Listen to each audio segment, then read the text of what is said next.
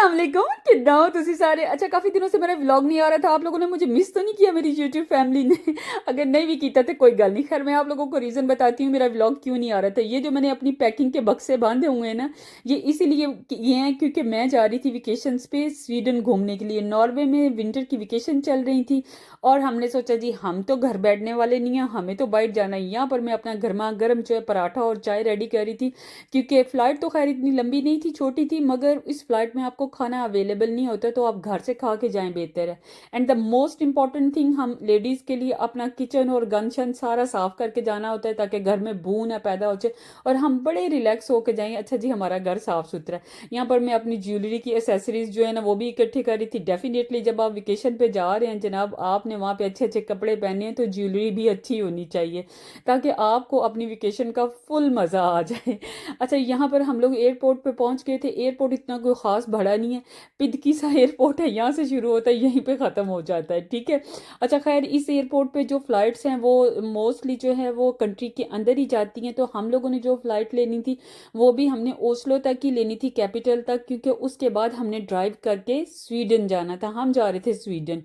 अच्छा, ये पको इंडिया या पाकिस्तान वाला बॉर्डर नहीं है जहाँ पर टिशू टिशू होती है और आप जा नहीं सकते। अगर आपके पास यूरोप का पासपोर्ट है तो आप कंफर्टेबल होके कहीं भी जा सकते हैं यूरोप में। यहाँ पर जनाब साहब हमारे जहाज साहब आ चुके हुए थे और हम आराम से उसमें बैठे हुए ये नॉर्वे का हम नज़ारा इंजॉय कर रहे हैं। साथ में पानी है और जनाब जहाज़ जो है वो हमारा उड़ रहा है, क्योंकि ये हमें अब ऊपर फ़ज़ाओं में लेके जाएगा। वैसे मैं ज़ाती तौर पे हेलीकॉप्टर में भी बैठी हूँ। It was quite good experience, उसका भी बड़ा मज़ा आता है।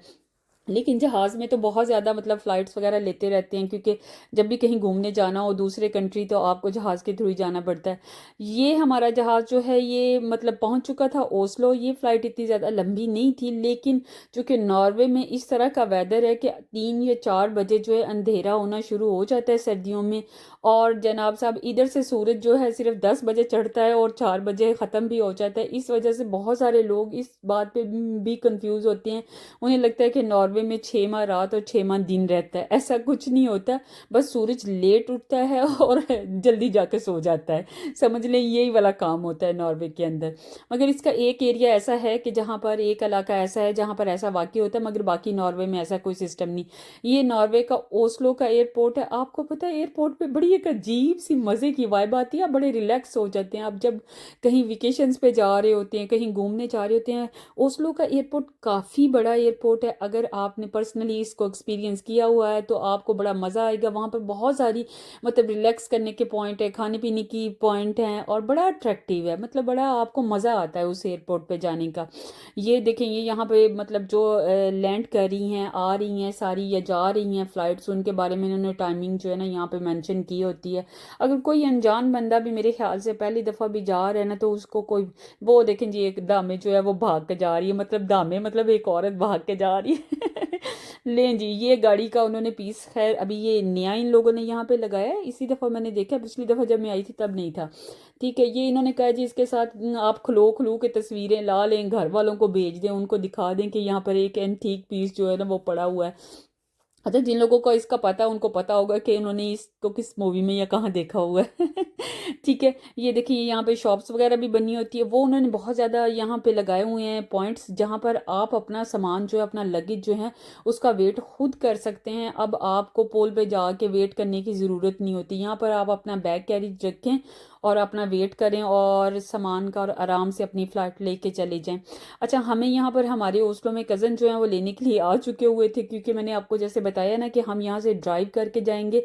उसकी रीज़न ये थी कि फ़्लाइट जो है वो डायरेक्टली वहाँ नहीं जा रही थी, तो हम लोगों ने बेहतर समझा कि यहाँ पर भी अपने रिलेटिव से मिल लेंगे। उसके बाद यहाँ से अपनी गाड़ी पे ड्राइव करते हुए आराम से स्वीडन के बॉर्डर पे तशरीफ़ आवरी जो है ना अपनी कर लेंगे। यहाँ पर ओस्लो में इस वक्त स्नो हुई हुई थी। अब हम उनके घर पहुँच चुके हुए थे। कज़न ने बहुत मज़े का गर्मा गर्म खाना जो बनाया हुआ था, कीमे और का सालन था, साथ में मैंने उनसे पराठा बनाया, वो खाया, इंजॉय किया और चाय पी। लेकिन जी ये अगला दिन जो है वो चढ़ गया हुआ है। मैंने सोचा अगला दिन भी आपके साथ शेयर कर लूँ। यहाँ पर स्नो थी, इतना प्यारा वेदर था, ठंडा, मगर साथ में सूरज भी था। और ये सूरज भाईजान जो है ना ये सिर्फ आपके साथ आंख मिचौली खेल रहे हैं, ये नाम के ही सूरज होते हैं। ठंड उतनी होती है, माइनस में टेम्परेचर होता है यहाँ पर।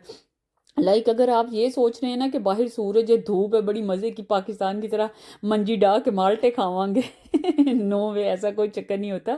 उसके बाद जनाब हम ओस्लो के जो मेन सिटी है, जहाँ पर जिसको ग्रोनलैंड कहते हैं, वहाँ पर बहुत ज़्यादा पाकिस्तानी, सोमाली, आपको मिनी पाकिस्तान मतलब नज़र आएगा। वहाँ पर हम आ गए थे मिठाई की दुकान पे। यहाँ पर हम लोगों को ख़रीदनी थी मिठाई। यही तो मज़ा है ओस्लो का, वहाँ पर आप जाएं, मज़े मज़े की आपको पाकिस्तान की सारी सौगात जो है ना वो मिल जाती है। इन्होंने देखी कितनी मज़े मज़े के लड्डू, पेड़े, मिठाइयाँ, पता नहीं कौन कौन सी मिठाइयाँ रखी हुई थी। मैं तो जब भी जाती हूँ मैं बस अपनी जो मज़े की सिलेक्टिव मिठाइयाँ होती हैं ना वही इनसे लेती हूँ, लेकिन इनके पास बहुत ज़्यादा वैरायटी थी। फिर इनके पास समोसे, पकोड़े और नान और पता नहीं क्या क्या इन लोगों ने बना के रखा होता है। ये आप लोगों को नज़र आ रहे हैं रसगुल्ले, गुलाब जामुन। अच्छा, आप लोग भी मुझे कमेंट्स में बताइएगा कि आपको कौन सी मिठाई जो है ना वो ज़्यादा अट्रैक्ट करती है या ज़्यादा पसंद है। मुझे ना मिक्स वाली मिठाई इतनी अच्छी नहीं लगती। बस दो तीन आर्टिकल्स हैं जो मुझे बड़े मज़े के लगते हैं, वो मैं मतलब खाती हूँ ज़्यादा। अच्छा, ये देखें, ये इन लोगों ने ना मेहंदी के लिए भी स्टॉल्स और इस तरह की चीज़ें रखी होती हैं अपने पास, कि आप, बहुत सारे लोग जो हैं वो इन्हीं से मिठाइयाँ लेके जाते हैं और इनका काफ़ी पुराना बिजनेस है यहाँ पर ओस्लो में। अच्छा, ये देखें कितना खूबसूरत ये एरिया। लेकिन इस एरिया में जब आप आते हैं ना, आपको मिनी पाकिस्तान की वाइब्स आती हैं, क्योंकि यहाँ पर आपको हर तरफ पाकिस्तानी दुकानें मिलेंगी, कपड़े की मिलेंगी, ज्वेलरी की मिलेंगी, खाना पीना, each and everything, like even के पाकिस्तान से साग भी यहाँ पर आता है भाई साग भी यहाँ पर लोग जो है ना वो इंजॉय करते हैं। मैंने अभी थोड़े दिन किसी से पहले से पूछ रही थी, उसने बोला जी हाँ जी, यहाँ पर बाथू भी आता है, साग भी आता है, वट एवर। मुझे तो नहीं बनाना आता है, लेकिन ये है कि ये चीज़ें देखी हुई हैं बनाते हुए मामा को, और इस तरीके से तो ये बड़ी मज़े की, मतलब हर तरह की चीज़ जो है ना वो यहाँ पर अवेलेबल होती है, आपको मिल जाती है। आपको बिल्कुल पाकिस्तान की वाइब आ रही होती है, ढोल की सब कुछ मतलब मिल जाता है मेहंदी पे भी। ठीक है, तो मैंने सोचा कि मैं आप लोगों के साथ भी इसका थोड़ा सा राउंड लगा रही हूँ। खैर मैं खुद भी राउंड लगा रही थी, मगर साथ में आप लोगों के लिए रिकॉर्ड भी कर रही थी। मिठाई जो है वो मैंने मज़े की जो है वो दो तीन डिब्बे हमने पैक करवा लिए थे, क्योंकि आज हम जा रहे थे स्वीडन। अच्छा, हम सब कजन्स वगैरह सब इकट्ठे जा रहे थे, हम लोग जा रहे थे, वो मैं आपको कहाँ दिखाऊंगी बाद में हम कहाँ जा रहे थे अच्छा, ये देखें, ये इन्होंने समोसा चाट बनाई हुई थी, बड़ी मज़े की थी, लेकिन शायद थोड़ी खट्टी ज़्यादा कर दी हुई थी, पता नहीं उनकी दही जो है वो खट्टी थी। लेकिन खैर मैंने इंजॉय किया और इसको खाया पिया। उसके बाद जनाब साहब यहाँ पर हम बैठे अपनी गाड़ी में, और गाड़ी हमें फुर फुर करके लेके जा रही थी स्वीडन। और स्वीडन पहुंचने के बाद यहाँ पर जनाब हम पहुंच चुके हैं उस डेस्टिनेशन पे जहाँ पर हमें स्वीडन में आना था। और हमारे आने पे हमारी एक कज़न जो बड़ा मज़े का गर्मा गर्म खाना जो है ना वो रेडी कर रही थी, और भूख तो हद से ज़्यादा लगी हुई थी। अच्छा, यहाँ पर हम लोगों ने एक लिया था घर, जिसको कहते हैं हित्ता, जिसको समर या विंटर हाउस कहते हैं, जिसमें हम सब कजन्स और सब लोग जो है ना वो मिल के आए हुए थे इंजॉय करने के लिए। और ये जगह थी जंगल में जनाब यहाँ पर गर्मा गर्म चाय बन रही थी, खाना हमने खा लिया हुआ था, क्योंकि इतनी ज़्यादा सर्दी लग रही थी ना, बस दिल था कि फटाफट जो है ना गर्मा गर्म चाय मिले। उसके बाद जनाब यहाँ पर हम लेके आए थे, यहाँ पर जलेबियाँ, गजरेला था, मिक्स मिठाई थी, और भी बहुत सारी चीज़ें थी जो कि इस वीडियो में नहीं आ सकी सामने, बट क्योंकि हम यहाँ पे रहने के लिए आए थे कुछ दिन, तो फुल इंजॉय करना था। ये मिठाई खाई और उसके बाद मैंने गर्मा गर्म चाय पी साथ में। यहाँ पर मैं आ गई आपको बाहर का थोड़ा सा टूर करवाने के लिए। ये आप लोगों को देख रहे होंगे कि ये जंगल जंगल का एरिया, लेकिन यहाँ पर ये कल्चर है, जब विंटर या समर में आप सब लोग इकट्ठे हो गए, रिलेटिव्स जाते हो या कहीं भी प्लान करते हो, तो आप इस तरह की जगह पे जाते हो जिसको बोलते हैं ये लोग हित्ता। मतलब आम आबादी से थोड़ा सा हट के होता है। यहाँ पर आप फिशिंग भी कर सकते हो, पानी भी होता है, इर्द गिर्द समंदर भी होता है। और खैर ये जिस जगह हमें, यहाँ पर समंदर तो साथ नहीं था, लेकिन यहाँ पर जंगल था, मगर बहुत पुरसकून था, इतना पुरसकून कि मैं आपको क्या बताऊं।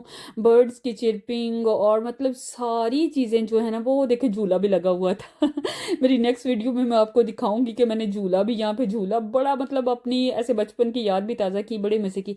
यहाँ पर भी माइनस में टेम्परेचर था। यहाँ पर खैर स्वीडन जो है वो थोड़ा सा गर्म है नॉर्वे की निस्बत, क्योंकि नॉर्वे जो है वो नॉर्थ पोल की तरफ है, इस वजह से वहाँ पे स्नो या ज़्यादा ठंड होती है। यहाँ पर भी सर्दी थी नो डाउट, क्योंकि ये जंगल में था ये एरिया।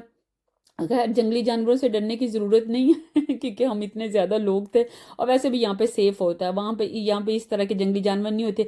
हाँ अलबत्ता यहाँ पे हिरन वगैरह जो होती है वो बिल्कुल ऐसे नॉर्मली फिरी होती है, और मेरी नेक्स्ट वीडियो में आप देखेंगे बिल्कुल हमारे करीब खड़ी थी, घर के बाहर आके खड़ी हुई थी। और ये यहाँ की नेचर है भाई। ये नॉर्वे में भी ऐसे होता है, स्वीडन में भी ऐसे होता है। जहाँ पे जो जंगल है वहाँ पे हिरन जो है वो बहुत सेफ होती हैं, एनिमल्स बहुत सेफ हैं।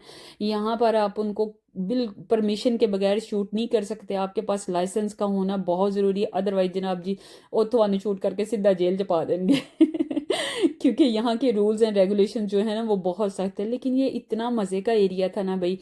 और यहाँ पर हम सब लोग इकट्ठे होके आए, तो आपको पता है कि जब सारी फैमिली इकट्ठी हुई हो तो कितना मज़ा आता है। ठीक है, यहाँ पर मैंने विंडो जो है ना वो थोड़ी ऊपर कर दी थी किचन की, ताकि मैं आपको दिखाऊं कि किचन का नज़ारा कितना मज़े का, मतलब बिल्कुल वो जो पत्थर और पहाड़ हैं वो इस तरह किचन के साथ है। और वो देखें स्नो आपको नज़र आ रही है, वो बिल्कुल शीशा बन चुकी है। यहाँ से अंदाज़ा आप लगाएं कि यहाँ का टेम्परेचर कितना माइनस में था जनाब। उसके बाद वही वाला काम कि बहुत जल्दी यहाँ पे रात हो जाती है और हम निकले इस सिटी को एक्सप्लोर करने के लिए, जिस सिटी में हम आए हुए थे। अच्छा, घर से सिर्फ कोई 10 या 15 मिनट की ड्राइव पे साथ ही सिटी जो है ना वो स्टार्ट हो जाता है मेन। और इसी तरह से सारे एरियाज यहाँ पे बने हुए हैं। यहाँ पे भी आपको पता है क्रिसमस की जो सेलिब्रेशन जो है वो चल रही थी, और इन लोगों ने बहुत ज़्यादा सजाया हुआ था। ये भी बहुत खूबसूरत सिटी था। इवन के उन्होंने दरख्त भी नहीं छोड़े, उनके ऊपर भी लाइटें लगाई हुई थी, दरख्तों की भी समझ नहीं शादियाँ हो रही थी जगमग जगमग हो रहा था।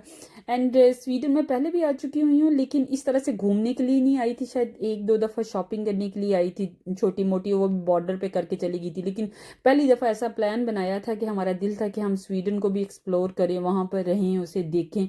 यहाँ की और नॉर्वे की ज़ुबान जो है, लैंग्वेज तकरीबन सेम है, बिकॉज जैसे इंडिया और पाकिस्तान पहले इकट्ठे थे और उसके बाद उनमें इंडिपेंडेंस हुई, सेम इसी तरीके से इन कंट्रीज़ स्वीडन, डेनमार्क और नॉर्वे जो है वो इकट्ठे थे। उसके बाद इनमें सेपरेशन हो गई, तलाकें शलाकें हो गई और ये अपनी बुढ़िया नू लैके लैदा लैदा हो गए ठीक है। मगर ये है कि फिर भी एक दूसरे से मिलते जुलते रहते हैं। इंडिया और पाकिस्तान, सॉरी टू से, दोनों कंट्रीज़ के लोगों के लिए ये पैगाम है कि मोहब्बत और अमन को प्लीज़ लेके आएँ। क्योंकि दोनों कंट्रीज़ के लोग जो हैं वो एक दूसरे से मिलना चाहते हैं, लेकिन पॉलिटिक्स उनको मिलने नहीं देती, और जिसकी वजह से लोगों के अंदर नफरत और गुस्सा रहता है। शायद बात उतनी नहीं होती जितनी बढ़ा दी जाती है। तो मेरी तरफ से आप सबको अल्लाह हाफिज़, मिलती हूँ एक नए व्लॉग।